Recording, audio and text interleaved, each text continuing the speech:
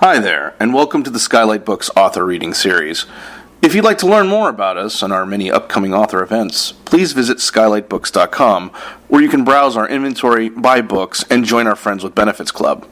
You can also follow us on Twitter, Tumblr, and Facebook.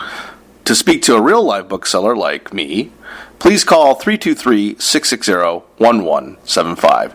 Thanks for your support, and enjoy. I guess I'll start. It's so nice to see you all here. If you follow what's going on in the book world right now, you know that it's a Megan Abbott moment. And if you've been reading Megan's work for a long time like I have, you'll probably agree with me that it's long overdue. I think she has been a groundbreaking writer for a long time, and I think it's great that the culture is finally catching up to her. And Megan's just going to begin with a reading from her wonderful new book. Yeah, I just, actually, why don't I just read the prologue to keep it, I'm sure we have so much to talk about, and then it won't require much preliminaries. But really, it is a book about two women who are when we first meet them, they're high school students, and they're both very skilled in science. And Kit, who's the narrator, is sort of maybe less motivated, less sure of herself, and she meets this brilliant Diane, who kind of fires her ambition. And for a brief time, they're friends. And then about a dozen years later, they end up in this competitive lab environment with each other. But in between time, Diane had confessed to Kit this very dark secret, and that was really the kernel of the book. And now that they're in competition, and Kit sort of knows this secret, and as you can imagine, trouble ensues. But I'm just going to read the beginning, which sort of sets up a little bit, the first page and a half, sets up the relationship between the two women. And this is a prologue, which Elmore Leonard says you should never have. I've broken all of Elmore Leonard's rules, but by the way, so is Elmore Leonard. But you did skip the boring parts. I did. I tried to. And I don't talk about the weather, which is also one of his rules. Okay. I guess I always knew in some subterranean way Diane and I would end up back together. We are bound ankle to ankle, a monstrous three-legged race, accidental accomplices, wary conspirators, or Siamese twins fused in some hidden place. It's that powerful, that thing we share, a murky history, its narrative near impenetrable. We keep telling it to ourselves, noting its twists and turns, trying to make sense of it, and hiding it from everyone else. Sometimes it feels like Diane was a corner of myself, broken off and left to roam my body, floating through my blood. On occasional nights, stumbling to the bathroom after a bad dream, a Diane dream, I avoid the mirror, averting my eyes, leaving the light off, some primitive part of my half-asleep brain certain that if I looked, she might be there. Cover your mirrors after dark, my great-grandma used to say, or they trap the dreamer's wandering soul. So even though I haven't seen her in a dozen years, it isn't truly a surprise when Diane appears at the Severin Lab, my workplace, the building in which I spend most of my waking life.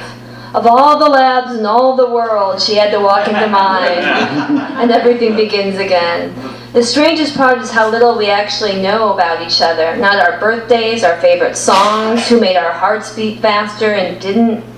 We were friends, Diane, if Diane was friends with anyone, but only for a few months and long ago. But we do know the one thing no one else in the world knows about the other, the only important thing. That's ominous up at the beginning. I'm creeped out. But it is in large part about those weird friendships between women that aren't exactly friendships. And I think the cultural term is now frenemies, which kind of rubs me the wrong way. It doesn't feel exactly true. But and I think men have these too. But a person in your life who is that they're at a pivotal moment and pushes you in one direction or the other, so you kind of owe them something. But that's a very common thing in your book, is these intense friend pairs. And I don't know if I can think of a male writer who returns again and again to this idea of like a kind of a all-devouring friendship. Yeah. I wonder if I'm gonna like huge gender generalization here, but that's our moment. That's the world we live in now. But I think that men, competition is expected and open, but I feel like women, when they compete, it often has to be a little underground, a little subterranean. Women aren't supposed to. I was writing this book during the election, the campaign, and I was sort of aware about what it means for women to be openly express their ambition, and it was sort of on my mind. And so I was thinking about how women often, when they're competing, have to make it underground, and in that case everything you push underground becomes more intense and fraught because you're hiding it, whereas guys could play, go out on the football field or play pinball together. People don't play pinball anymore, do they? Play PlayStation together, or like there's sort of ways that men are like sanctioned ways for men to compete, but maybe there is less so for women. Yeah, and I think maybe there's more of a pack mentality with men, and once people figure out who the alpha is, then they kind of can relax, right? Oh yeah. Whereas for you are really interested in these pairs. Yeah, right. And also, I guess sort of in literature, there's always I'm interested in doubles, I suppose. You can't read a lot of literature without finding doubles in most books. It's sort of, even in works like Gatsby or Catcher in the Rye, there's always sort of characters that seem to be split off from the main character that reflect sort of their darker sides, and I've always been interested in that. And the people that we're drawn to because they do the things that we're afraid to do. Mm-hmm. Yeah, that's something you come to again and again. So here's what I want to ask, because it's such an interesting moment, right? It feels like a paradigm has shifted in the culture, and the patriarchy does seem to be cracking a little bit, and in some ways I think your books have a very complex relation to all this, and it's one of the reasons maybe why it's taken some time for, I think, people to sort of see them in the context. Because you take something like The Handmaid's Tale, right, which is a dystopian story, and some people will watch it and go like, oh, that looks like the world, and I'll say, well, I don't know, it doesn't really look like this world to me. I can understand like some people would like to make it that world, but actually we live in this really complicated world. It's like a moment of unprecedented female strength, but also a moment in which there's also a real sense of women's vulnerability, and I think your work kind of mixes those things together in a way that can be maybe politically challenging. Mm-hmm. It's hard to sort of see what your relationship is to some of these cultural narratives. Right. No, I'm always surprised because I bet you feel the same way, Tom, that I don't explicitly bring ideology to the book. I'm just writing the book, but it can, inevitably people will find it. But I think that I did this interview with Gillian Flynn where we talked about this, where we both face criticism if you have women in your books doing bad things, is it not feminist? And I thought about that a lot, about what it means to show that these are complicated issues that, this book deals a lot with complicity, which is something we're talking about a lot now, almost ceaselessly, and I guess that messy area is where I'm interested in, but I wouldn't really want to put my books under my own ideological test, because I don't know if it would succeed. I don't know if I would believe in them, because they're, fiction is much murkier than our ideology. I was just about to use the word murky. That's like the interesting part, the part that we don't fully understand. But I will say you are somebody who writes about, female gymnasts, these cheerleaders who are amazing athletes. You're kind of celebrating women's bodies and their athletic power, but then there are these other books that in a sense, like, The Fever, which is about, well, you describe what it's about, because I think it definitely enters this realm of, what's the right word? Where these girls are maybe making each other sick in some sense, or Hysteria. the culture is making them sick. Right. No, I think that's right, and it comes up in this book too. I guess I'm always interested in the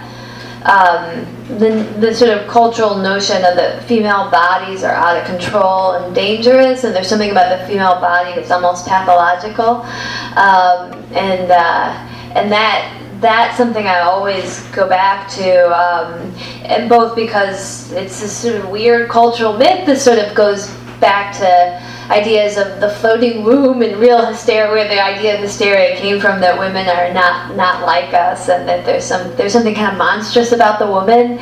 And it came up in writing this too, because I was the scientific thing they're studying is premenstrual dysphoric disorder, which is this extreme PMS, which affects, depending on the stats, 3 to 8% of women, which is a lot of women, but rarely talked about. And when I was writing this, there was that moment in one of the early debates where Megyn Kelly was interviewing that guy, and he made reference to what seems to be bleeding out of her eyes, bleeding out of her seemed to be some reference to her menstrual cycle. And there was later he did a similar thing with Hillary, and it was so weird that was still happening. These kind of ancient ideas that the female, there's something weird and witchy and primitive about the female body, but at the same time, there kind of is, because we've been placed in that category, so we kind of have to hide it. Women are supposed to sort of hide these things. Right, and you've been writing about girls who do that, right? Who are whose self-control and whose denial of their bodies is, right. Both very impressive and frightening. Yeah. You had said that I did not realize this but when we were talking, I think about this book, that I write a lot about female perfectionists, and I had not realized that till you said it, but that's very true. I think that there can be no mistake or excess for women who want to achieve in some ways, at least in the world of my books, that there's no room for mistakes. You have to do everything right, which is also, I think, a position for any minority figure, right? That there's only one slot for you, so you better not slip up. Yeah, and I think to get back to Give Me Your Hand, it kind of combines these two things, right? Because you have these perfectionist, competitive scientists, but what they're studying is, the opposite. These dark physical forces that will, undermine them and create a fatal weakness. Right. It is, it is a real thing. This PMDD, as they call it, and it is, that notion that women shouldn't be in charge of things because they shouldn't have the red telephone because they're too emotional. And what if they have their period and they, as opposed to the handling with foreign relations we have now, which is so smooth and streamlined. That's right. We have that was always very interesting to me in the campaign too. That the one who seemed very emotional and playing on people's emotions most was the man, and then the woman was accused of having no feeling and being this kind of automaton. And it's just so weird to see that all unfold, and that kind of worked its way into the book. But the women, Kit and Diane, there's no room for error with them, and they are meticulous and almost robotic about getting things right. But the thing they're studying is when you can't control any of this, because your hormones have seized the reins, so to speak, and that's all going on at once. Is sort of the mess at the center of the book. Mm-hmm. I was so struck when I got this book. Because for some reason the choice of the main characters being silent, I'm like the idiot who doesn't get the joke of like, I can't operate on this child, he's my son. The old joke, like the doctor is a woman. Yes, right. I'm like, oh, women scientists, I did not see this coming for some reason, because I'm an idiot. I didn't see it coming either. So. I think I just had gotten used to this idea of like high school girls, athletes, people involved in feats of real self-control. In this case, it's sort of intellectual self-control, but just the competition of the lab is so,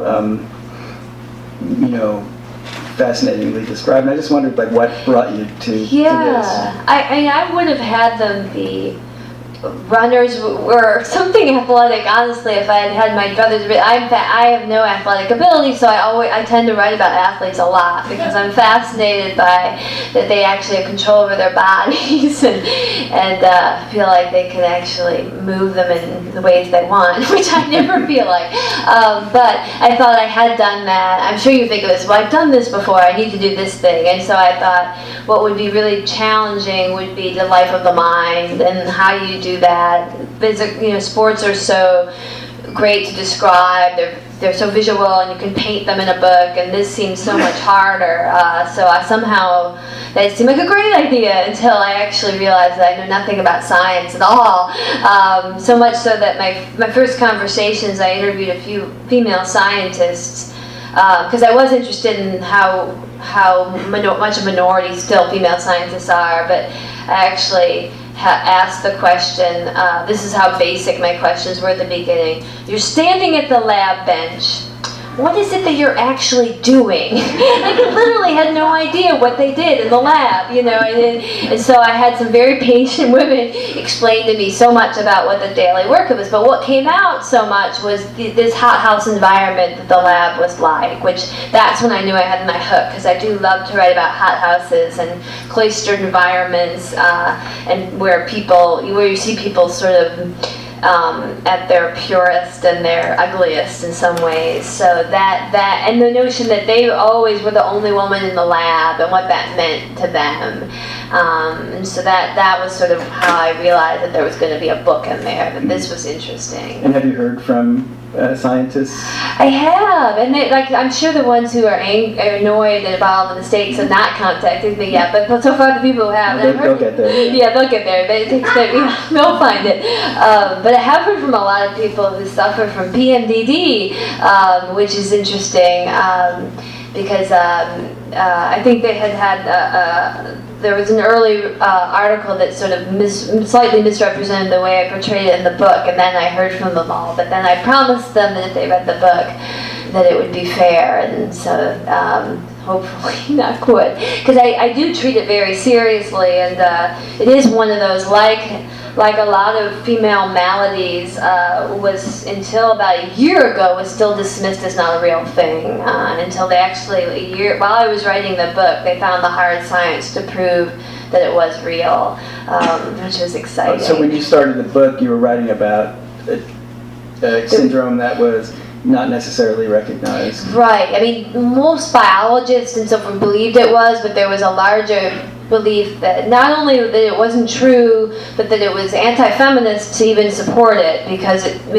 endorsed this idea that women's feelings are pathological, or and they can't control them. But then they actually proved that women who have it is about how their molecular apparatus responds to hormones. So if they turned off progesterone, estrogen, the symptoms went away.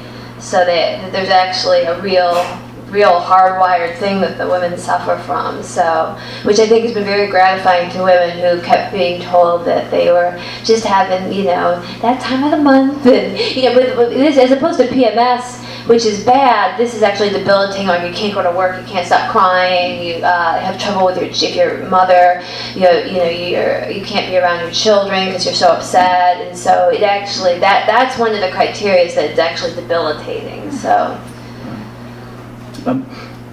You mentioned before they're the only women in the lab, but actually when you read the book, in some sense, they're the only people in the lab, and the boss, Dr. Severin, is also a very striking and powerful female figure. And I notice this is a pattern, like when I think about your books, men sort of recede. It really is a world where women only see women in some sense. I mean, they're definitely important male figures, but I just wondered about that landscape, because it's a feature when I think of your books as a whole. Yeah, it is strange, because I started out writing these sort of hard-boiled crime novels, these sort of noir, historical, and it really was because I wanted to enter this world of men.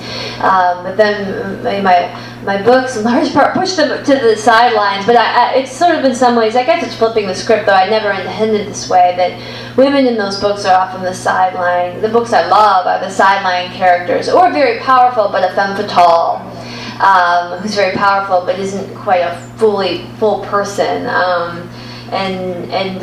So I was, and also I was interested in how those classic noir, Chandler, Hammett came. They're a lot about how male power operates, and I was really interested in seeing how female power operates. And what was fascinating first was how different it was, and then what was more fascinating is how it's the same. That power is power, and there's always only so much room at the top, and that in some ways that this is less about gender and more about power itself and the way it operates, which is interesting to me. Right, which takes us to another murky place. Yes, right? yes, because exactly. It's hard to have a simple narrative, except to say that to recognize power where it exists and the injustices that come out of it. Right, and what women owe each other was something that I hadn't intended. I had no idea it would become something we're talking about so much now, but women who have a position of power, will they choose to bring up other women, or will they want to hold their slot as the only woman and be the girl in the old boys network was something I was interested in, and now is something, as we're all doing this analysis of our pasts and all our relationships with the opposite sex, and when we did or did not do the right thing, or told the right thing to the right person. I don't know, I am. Is anybody else? Just sort of this, I don't like to do it, but it is interesting to think about, especially if you've operated in male worlds. And I never had female mentors. I always had male mentors, because of crime fiction, that was just so much more available to me. So, and was that complicated? Now it is. I mean, it is I fell in love with crime fiction because of James Ellroy and Raymond Chandler and Hammett and Mickey Spillane and Ross MacDonald those were the books. So I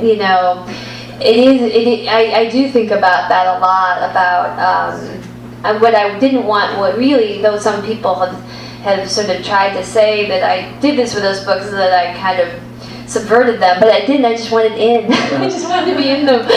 And how did you deal with that? I mean, you're reading it. Did that sexism seem like ancient and quaint that they were describing, and different from the world you were in? Like, how did you distance yourself from it and say, Mickey Spillane, for example. I mean, that's the one where there's no missing it, because there's also, it's very racist and very homophobic and very, but like in a cartoon in a way.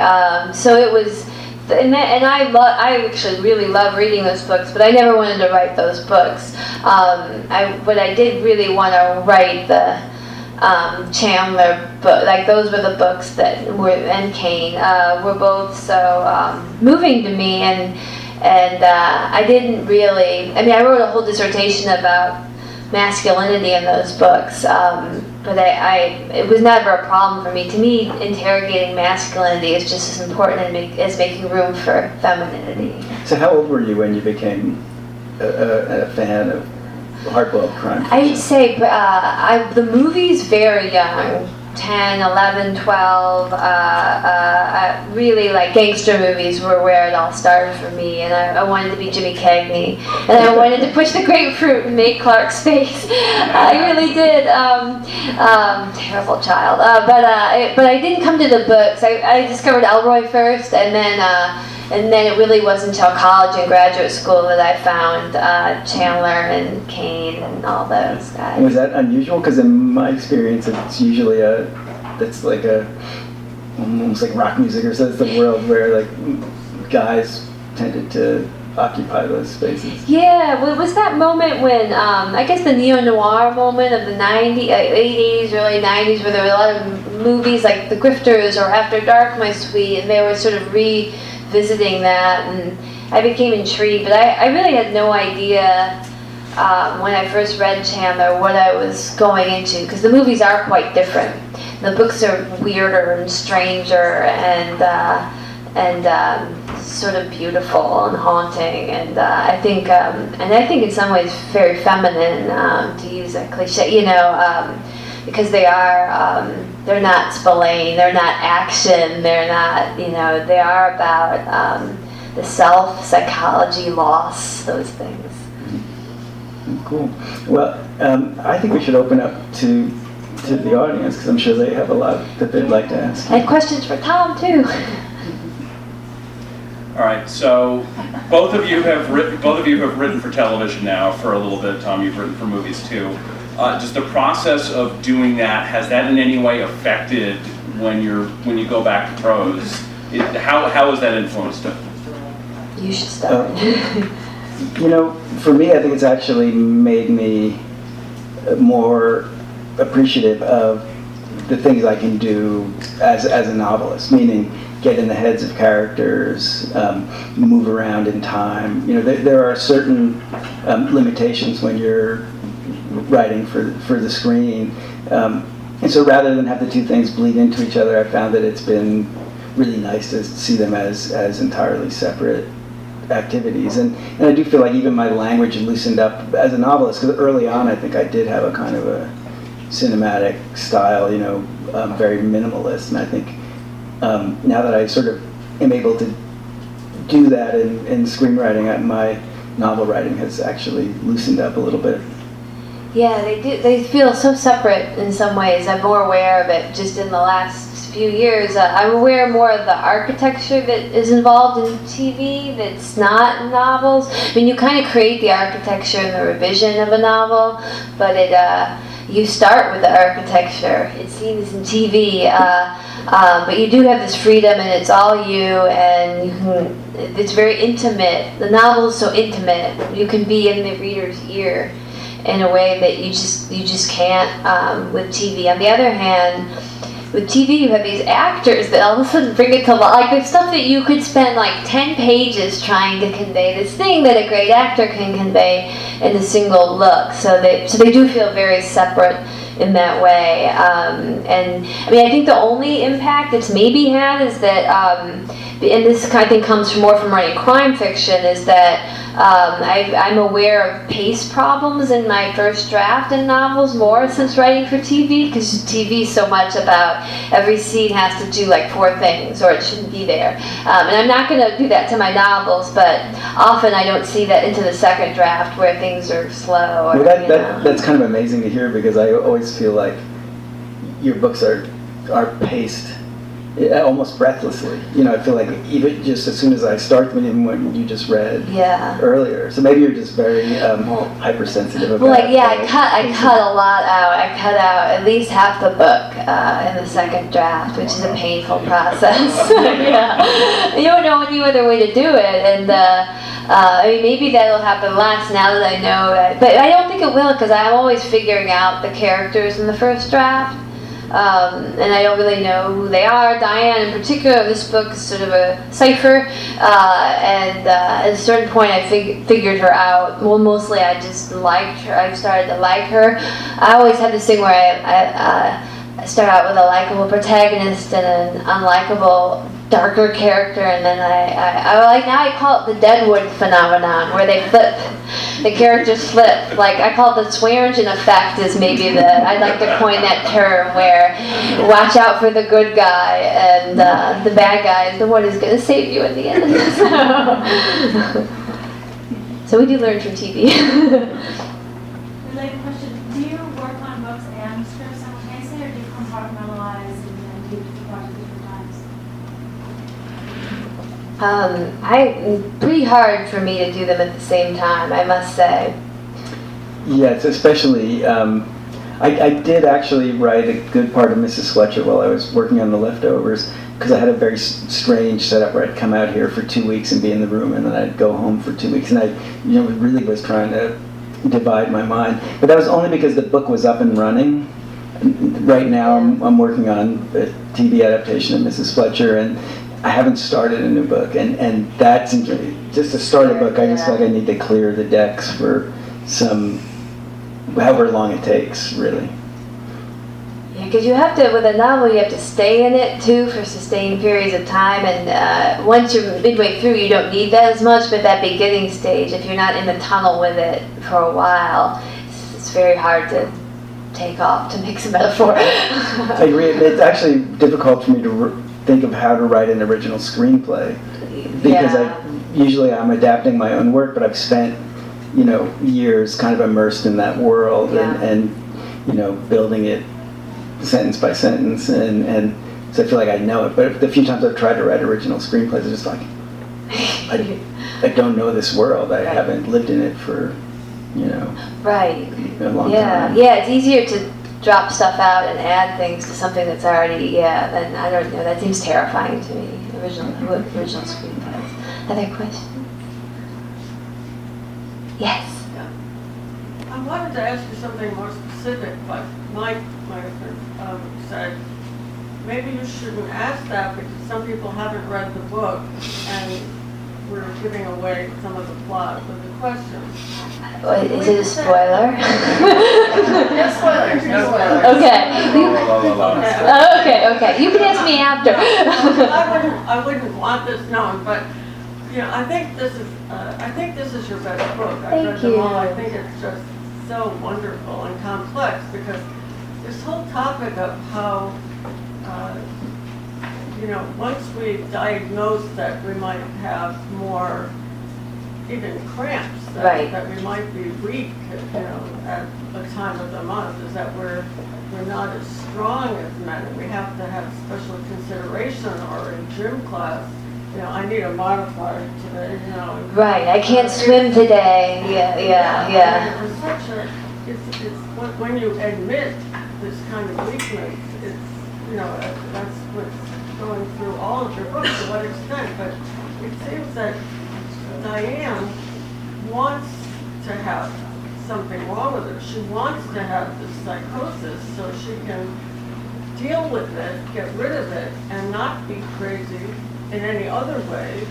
So if she only has this psychosis and deals with it, then she'll only be right. Well, yeah. I mean, there is. She'll be normal. Right. All the other way. Right. It's a fascinating thing that you did with her character. Yeah, it was not quite. So the question is about the character of Diane, who's sort of struggling to figure herself out through most of the book, and I was trying to figure her out too. But I think it was a lot about the mind and the body, which is something I'm sort of the connection between the two and the ways they don't connect at all, which is something in The Fever, I think, too. And I am very interested in that. The notion, and where you started, which is the notion that if you're a woman in a competitive environment, you have no room for weakness, and I think that's true for any minority person where in those situations. And one of the things that did come from my experience is that when you're the only woman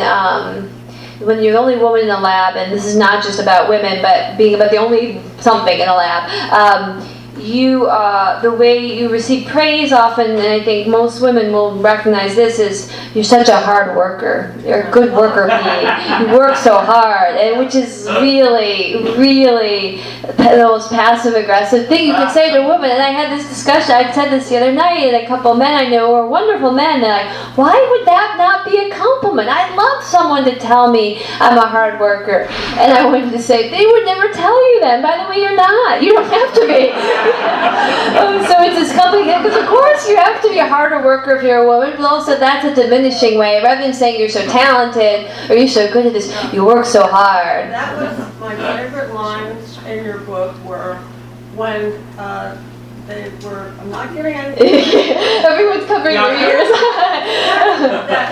When their mentor says to the women, you're not getting this because you work hard. You're not getting it because of this and that. You're getting it because you're talented and intelligent. Right. And I'm a college professor, and when I was teaching college, one of the professors of sociology did a study of women, of letters of recommendation, and found out that the women were praised for working hard, being neat, and doing work on time.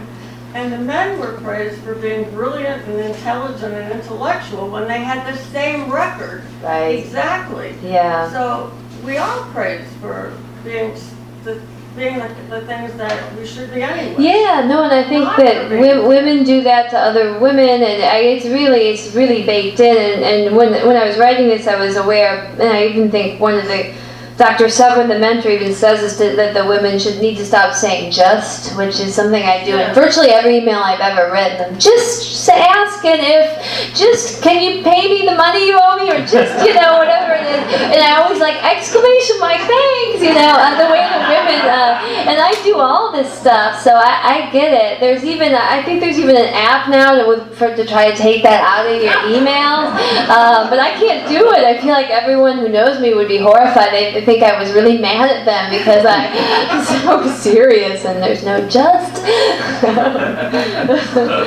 It's all gendered. Yeah. I kind of want to do like a call back to the song "Is You," Oh, thank you. which I thought was like an amazing Thank novel. you. But I think it's great that you're being recognized as a female writer, but I think you're also just a really good writer. And what I was wondering when I read that, what I was wondering when I read that book, because I've read a lot of crime books, was how did you get into them? Because you had to do research for sure, like a lot of research, but you also had to put yourself in, because the guy you wrote that book was like my stepfather. I mean, exactly. You know what I mean? Like, sorry for you, because so many men from like that generation with that way of thinking. Yeah. I'm wondering what type of preparation did you get to make sure? Because even like if there is racism, if there is any of that stuff that we're talking about, is presented in the book without any judgment. Yeah. Which I find so much more thank effective. And I'm just wondering how you kind of got into the book like that. Yeah, so that's my second book, and it's set in the it's very inspired by James Ellroy, and it's about a Hollywood publicist who's Hail Caesar. They stole it from me, by the way. But it's about a Hollywood publicist who has to cover up some stuff, and it's and the main character, it's not first person, but the main character is this sort of sleazy, handsome Hollywood publicist, and it really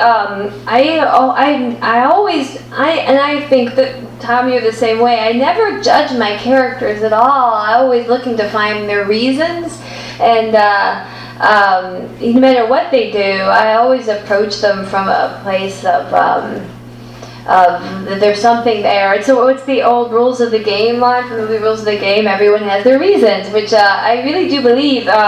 In that book in particular, I just like those guys. It's a problem in my personal life, but I think I just always like those guys in movies. I like Ralph Meeker. I like and I always thought that they deserved to be treated with consideration and care. So it does come from a natural place. So maybe that's why it worked. I really wanted the reader to feel for him, even though he was a bad guy, and I think that's the noir. Like that's the sort of beauty of noir to me. And I carry that into the other books that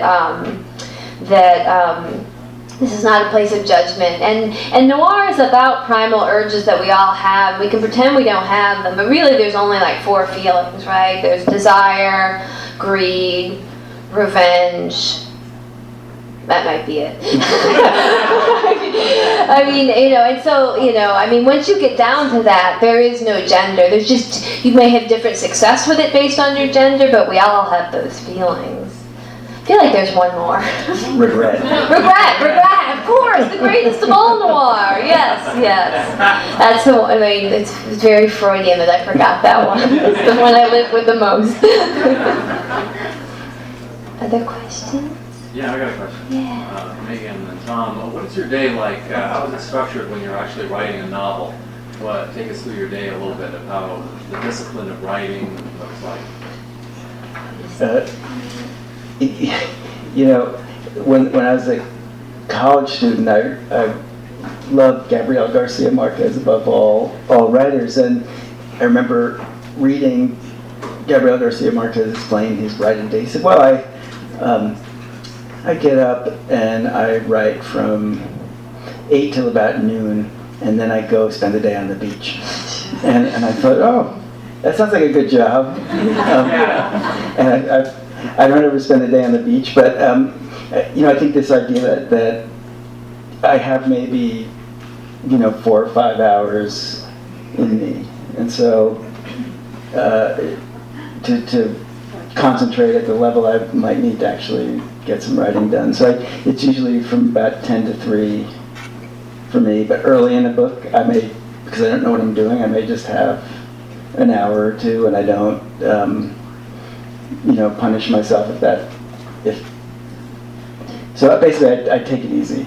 And I always exercise after I write, because it's the only way I kind of get myself back into. So it's a very routine life, and I think you'll find that from most novelists. There are a few people, like Hammett would just lock himself in a room and write a novel in 6 weeks. But most writers I know are real creatures of habit. Yeah, he famously suffered from writer's block for like 30 years. So I think there's only so long you can sustain that. I think routine is everything, and mine is messier. But I don't have I don't have kids, or I don't have a personal life. I mean, mostly I write all day, and but I don't really. I probably write less than you do in a given day. But I really I have to be locked at the computer, which is very. I have to stay the book in my all day, which sounds like you do in those hours. But I sort of spread it out, and I'll go for walks to sort of work out plot problems.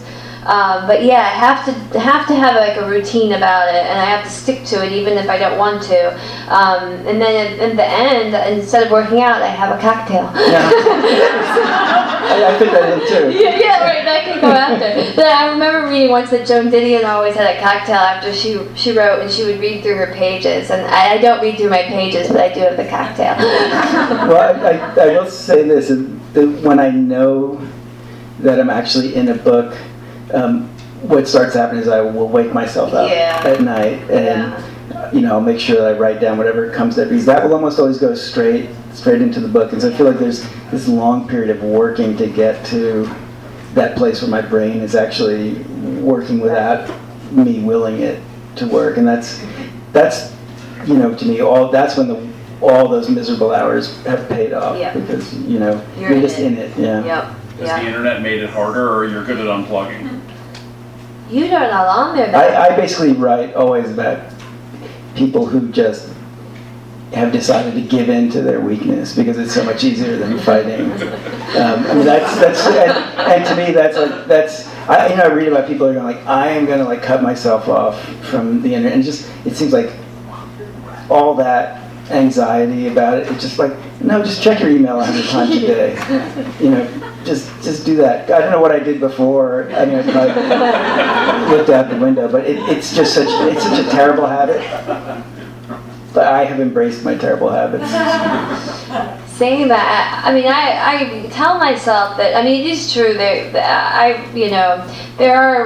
I have found fascinating things on the internet that have gone to the books. So that's what I always tell myself. Maybe I'm going to find something that will inspire me, and I will, and that, maybe 1 out of 4,000 times I go on the internet that happens. But it's a bad thing for writers. There's no doubt about it. But we would have found other things, I mean, writers used to drink more, and they used to, take methamphetamines, and so I think you have to have something, and that seems less harmless than others. Yeah, oddly, the one place that I can avoid the internet is a writer's room. Yeah.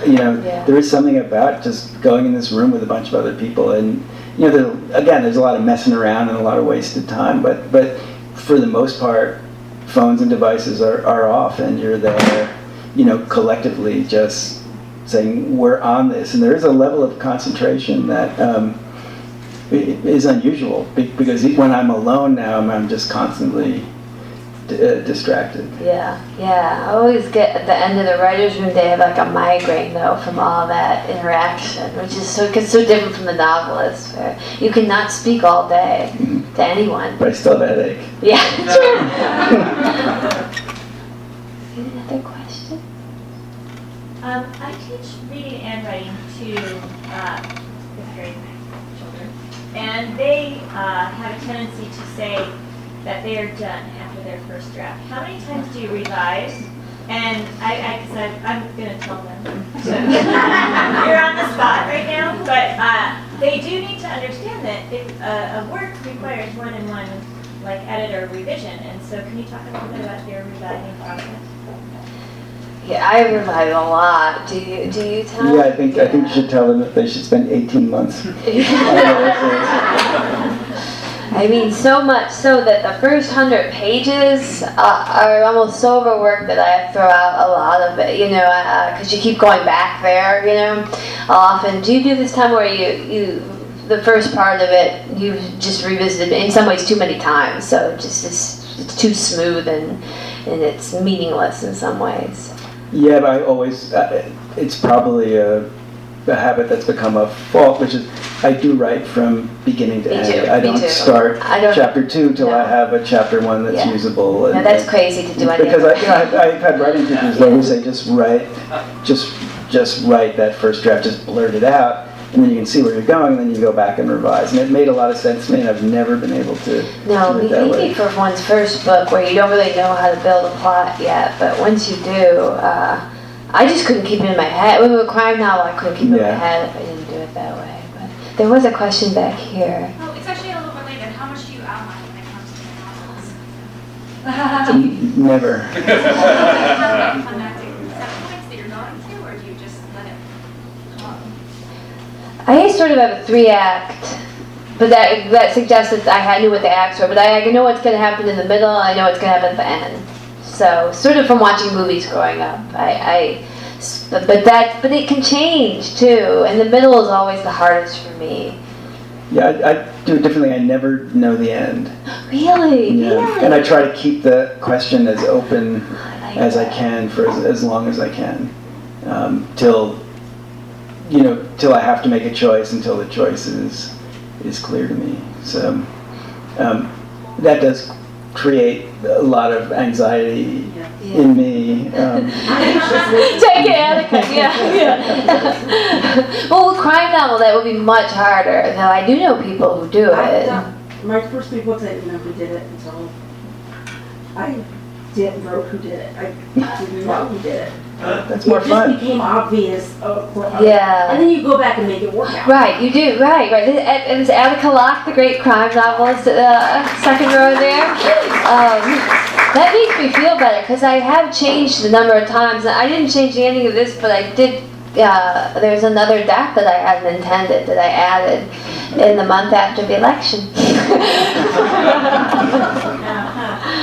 So you have to be free. You have to allow some level of freedom. And I think outlining is, in some ways, it just gives you the sense that you know where you're going. But inevitably, you're going to veer from it. I think, Yeah, and if you made an outline and actually produced a book that mirrored that outline, I probably wouldn't want to read it.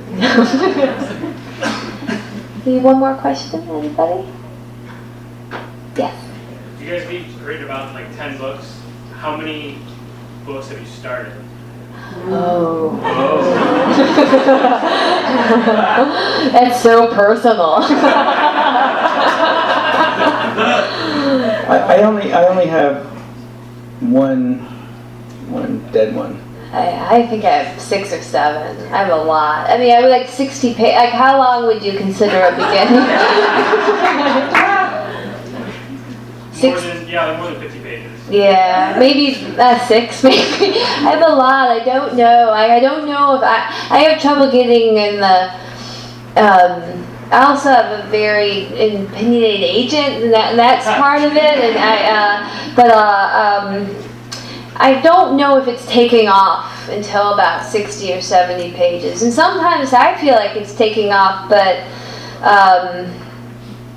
other people don't. And, then I think maybe I need to go back. So my novel, The End of Everything, is one of my novels, and I started that when I was 22, and I 13 years later went back to it and finished it. So that's the thing that gives me hope. None of the other 5 have I gone back to, but it's very disappointing to let go. But it's also sort of relief when you let it go.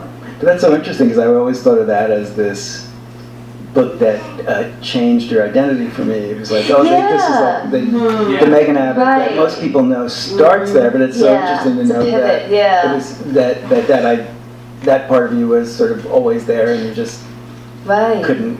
I don't know what I couldn't or didn't. Yeah, well, I think at that time I didn't know. I hadn't read all this crime fiction. I didn't know how to build a plot, so it sort of I abandoned it because I didn't know how to create a plot. And then once I wrote some crime novels, I mean that's the thing that you can't do a crime novel without plot. You know, I love a lot of novels that don't have plots, but you can't do it in a crime novel.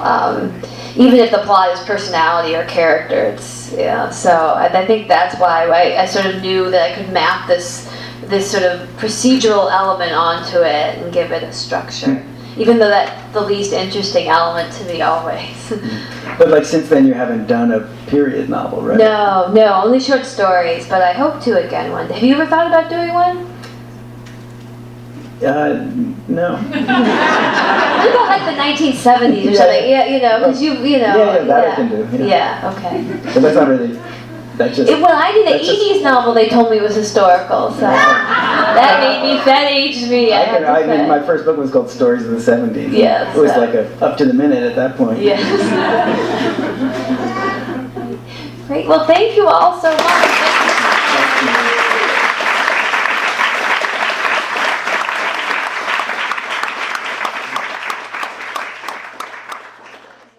You've been listening to the Skylight Books author reading series.